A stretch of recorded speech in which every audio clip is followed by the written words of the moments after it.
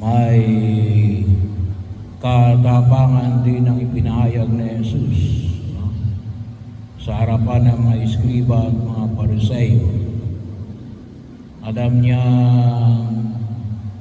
siya ay pinag-iisipan ng masama at nag-aabang na maparatangan si Jesus. Hindi nga lang nabanggit dito kung ito ay planted, pero maliwanag na nag-aabang sila na maparatangan si Jesus. Yun yung maliwanag. Hindi naman maliwanag kung ito ay, kung tawagin natin ay planted, yung paglalagay ng lalaking tuyo ang kamay. Pero bahagi na makita natin na maliwanag na yung ating mga prinsipyo sa buhay, ang yun ang pangahawakan natin, yung pangunahing prinsipyo sa buhay. At isa rito ay magligtas ng buhay, hindi para pumatay. Bagamat yung tuyot yung kamay, ay sabi nga natin, sa ating pagninilay sa mga pagkakataon na exemption, ay hindi naman ito in danger of death. Bahagyo. Pero yung pamantayan o prinsipyo na ipinahayag na hindi naman yun ay hindi naman yun, kung tawagin natin ay exemption. Yung higit na pagkilala sa pagpapahalaga ng buhay ay pangunahing prinsipyo. Bagaman sabi nga natin, yung tuyot ng kamay, hindi naman in danger of death. Kasi tuyo lang yung kamay. Pero sabi nga natin, maliwanag na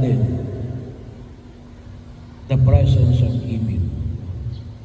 Kasi pag sinabi natin evil, sabi nga, ay an absence of good. Ano yung good na nawala? Yung maayos na kamay. So gawa na, sabi nga natin, hindi maayos ang kanyang kamay, hindi siya makakilos ng maayos. Hindi niya higit na makita yung higit niyang potential at magamit ito. Bagamat may mga tao rin naman na kahit kompleto ang katawan, ay hindi nila ginagamit yung pinaka-full potential nila. Pero yung paanyaya na ipinahayag ni Jesus, bagaman sabi niya ang magligtas ng buhay, kasi hindi lamang in danger of death, ngunit quality of life. Yun nawa yung makita natin.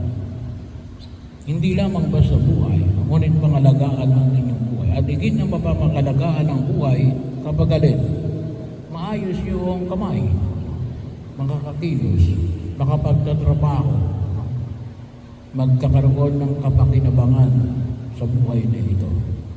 Kasi bakit? Maayos ang pangangatawan. Kaya bahagi rin ng ating pananampalataya na tayo'y inahamon ng pumikapal, na yun din, ang nais na ipamanig ng pumikapal sa atin. Hindi lamang para pahalagaan ang buhay, ngunit para kumilos, para magkaroon ng mas mataas na antas ng pamumuhay. Maging higit tayo kapakinabang higit nating pakinabangan ang buhay na ipinagkaloob ng Diyos sa bawat isa sa atin. Well, hindi lamang o physically, no? Ngunit ganun din yung yung framework of mind, yung uri ng ating pag-iisip. Kaya, huwag nating tularan ang mga pariseo at ang mga eskriba na naghahanap ng maparatangan ang iba. No? Kung minsan kasi, sabi nga natin, tayo'y kuminsan nauulog saan?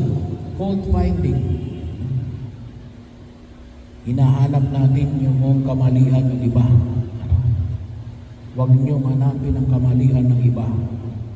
Walang naitutulot na kabutihan para sa inyo. Yung maghanap ng kasamaan ng iba o ng kanyang kakulangan. Unless, kaya mo hinahanap yun kasi sabi nga natin, no? Ay, may ayos mo. Bahagi ko yun. Pero, mahirap po yun, yung fault finding, yung attitude, na wala ka na nakita kundi yung mali ng iba. No? Ay, yun po ay stressful. Stressful higit para sa inyo. Kasi yung taong maaring nakita natin na mayroong kakulangan, eh hindi naman siya stress. Tayo na stress. Bakit? Hinahanapan natin ng masama. Hinahanapan natin na mayroon tayong maiparatang. Yun ay negativity. In spreading of negativity. In short, spreading of the evil one. Bakit? It is spreading of the absence of good. Ang ipinapahayag mo yan kawalan ng kabutihan. At yun, sangayon sa philosophy ay ang ipinapahayag mo at ang pinalalagana mo ay kasamaan. Sama kasi yung hanap mo Evil yun. Huwag nating tularan yun. Tayo ay mga maka-Diyos. Bahagi mo yun. Kaya doon pa lamang sa pag-iisip, dapat yun yung maging pamantayan din natin katulad ng pamantayan